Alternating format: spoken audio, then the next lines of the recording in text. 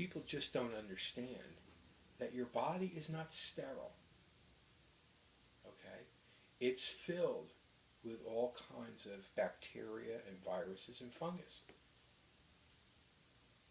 But there are some that are very virulent against your body. So for example, a parasite like a worm, okay, and if you were to ingest something like that from food, you would really not feel very well because it's parasitic. It really is all about surviving in its environment.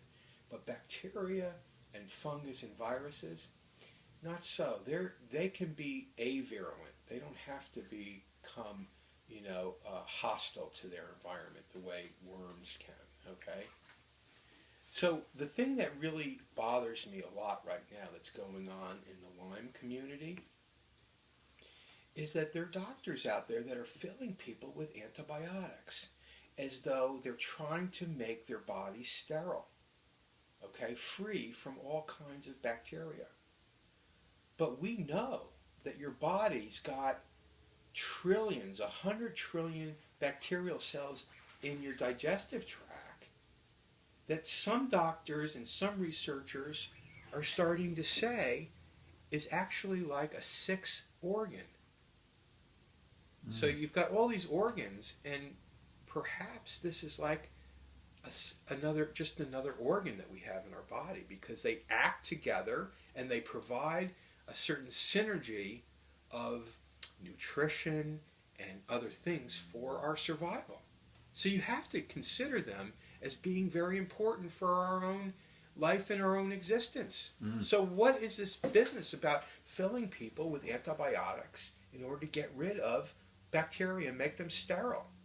The right way to do this with Lyme people who have a Lyme condition, is not to treat them with antibiotics, but to support and strengthen their immune system, so the immune system can be balanced and properly handle bacteria.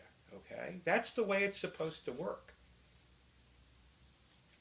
I have found very few people who have come to me with Lyme after being treated with oral antibiotics and IV antibiotics that have had any success whatsoever.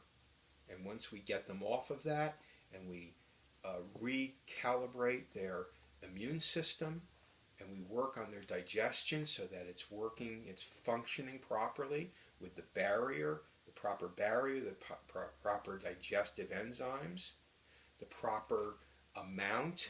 What is Lyme like an autoimmune issue?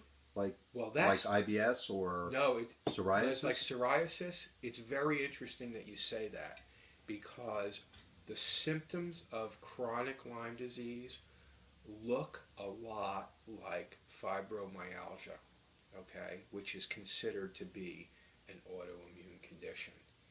And several years ago, I went to a conference down in Stanford, and it was actually held by, it was a hearing that was held by Senator Blumenthal, and he had some people come and talk, and one of the people who came was a Lyme specialist from Yale University. And his conclusion was, now this is supposedly an expert, someone who really studies this stuff. His conclusion is that chronic Lyme disease is an autoimmune disease. Okay? Oh. It really looks like it. Okay? People are very, very fatigued. They have brain fog. They have depression. They have joint pain. They have muscle weakness. Okay? It's really like your body is completely breaking itself down. Okay? And that's what it feels like to many of these people. It feels like they're losing their life, like their vitality is being, is really being drained from their body. So my approach to chronic Lyme is to support the digestive function, to support adrenal function, because that's part of your hormonal system. And I also do heart math which is a way to bring coherence, a coherent electrical pattern of energy to your entire body. So I'm going to talk about that in a second as well. Okay.